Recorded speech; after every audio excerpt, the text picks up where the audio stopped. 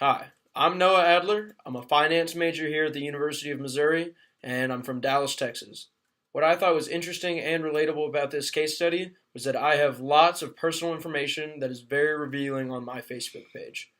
Not only do I have my front of my house on my Facebook page, I also have my mother's name and my dog's names and the high school and my college. I felt that this is not only very revealing but also semi-dangerous, as someone could go to where I live or that they know a whole lot about me that I don't want them to know.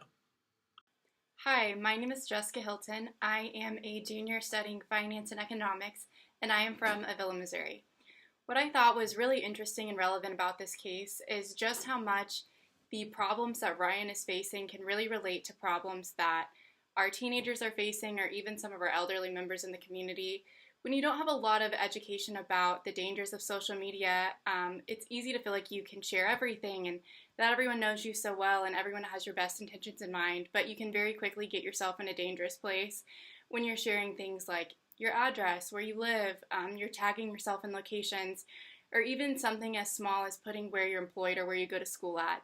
People can take that information and use it to track you down and find you. Or even simple things as like your dog's name or your dad's middle name. They can use that to hack your other accounts if you have security information. So it's really important that we're doing our part to educate not only children and elderly people, but everyone, and especially people that might have access to our business accounts one day when we start working for businesses. Hi, I'm Hope Dorsey. I'm a junior marketing major from Dallas, Texas, and I'm in BA 3500. I really enjoyed learning more about this case because I think it's extremely relevant to all of us. Growing up in this generation, we feel like everybody wants to know everything about us, and we're not afraid to put stuff personal, especially personal stuff, out there on the web. I look at my Facebook and I notice that I have information out there that could possibly be answers to other questions, security questions on other websites. I think it's really important for us to all take a look at our own social media and make sure that we are growing from this case study. In the case introduction, it asks, when there is a risk that affects individuals dramatically that is easily avoidable, why not remove yourself from that situation? Well, we believe that Ryan is in desperate need of a social media overhaul. Ryan needs to protect himself better and not make silly mistakes. When he does make silly mistakes and he doesn't protect himself well, he leaves himself vulnerable to outside attackers. He needs to have a different password for each account, not reveal his personal information, and especially not have his personal information revealed to the whole world. And he should be smart about who he connects with. He shouldn't be accepting friend requests from strangers or people that look like bots. If Ryan does all of these things, he should be able to use social media to the safest and fullest extent. Here's the case summary.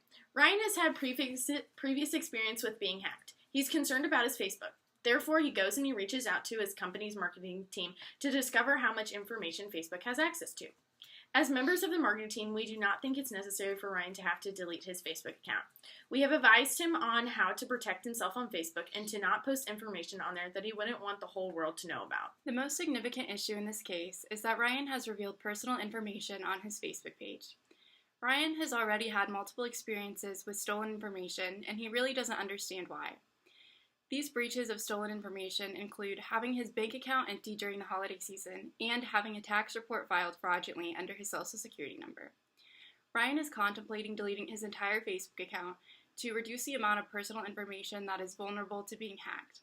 The other large issue in this case is that Ryan doesn't understand what information is acceptable and not acceptable to be posted on Facebook. Our group has 3 possible recommendations for action for Ryan. Ryan needs to take all of his personal information off of Facebook. When Ryan has all of his personal information on Facebook, it's no wonder that he has gotten security breaches. He needs to protect himself better by taking the information down. The second way is that Ryan needs to use Facebook as a way to connect with those around him and not as a platform to share personal information. He puts himself at risk by doing this. It's not much work for him to take all of this irrelevant personal information down to make sure that he's protecting himself. Ryan should also be aware, lastly, of switching his password in order to prevent being hacked. This is a great way to help avoid being hacked, and more so, not having passwords automatically saved on your laptop is another great way to make sure your information is secured. My group believes that Ryan does not need to delete his Facebook account, but in fact he needs to purge his account of all sensitive and personal information. Examples of such pertinent information are his address, his birthday, his full legal name, where he works, his pictures of his loved ones and where he lives, and other things such as his family names and his dog names. He should also frequently change his password to prevent others from hacking into his account. He should also only accept friend requests from people that he knows personally in real life and not strangers or bots. The likely outcomes of this are that his personal information will not be stolen because it is no longer accessible. It will also teach him to be smarter about what he shares online to prevent future breaches of his security. He will also continue to be able to use the aspects of Facebook that he likes, which is connecting with others. Instead of worrying about who might be accessing his information, he will be able to use his Facebook account without worry and will no longer be subject to harm. In conclusion, we believe that there are more benefits to social media than consequences, and Ryan should not delete his Facebook account. Ryan should instead purge his social media accounts of all personal information. He should also be more careful about who he accepts as friends on his social media platforms. Social media allows individuals to connect with those who may not be geographically near them and stay updated on their lives. Facebook is also a tool to receive information on products, news, and community and global activities. When used safely, Facebook can add a lot of value to an individual's life. To be used safely, one must ensure that they are not posting personal information on their social media accounts. Such personal information includes addresses, social security numbers, bank account numbers, and other items that one would not want to share with everyone who could access the internet. One must also ensure that they are setting high-strength passwords and that they are changing them frequently to prevent hacking. When these proper precautions are taken, social media can be a safe and enriching environment for all. One of our references is from McAfee. It goes through about 10 different tips for people to secure their websites. The first one is to remember that the internet is permanent, and once that you put your information out there, it's always going to be out there. So we have to be cognizant about who is going to see our information once we put it on the web. The second one is don't accept everyone who friend requests you. You never know who's out there and who wants to just be your friend to gain more information.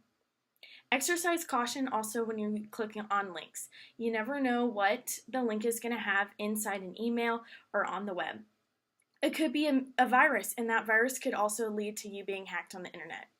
Also, a great tip that my mom always likes to tell me is to make sure that you're not taking pictures around your house or even the front of your house, because that way people can learn about where you live and what your house looks like, and maybe more information about you, like your family and where you live.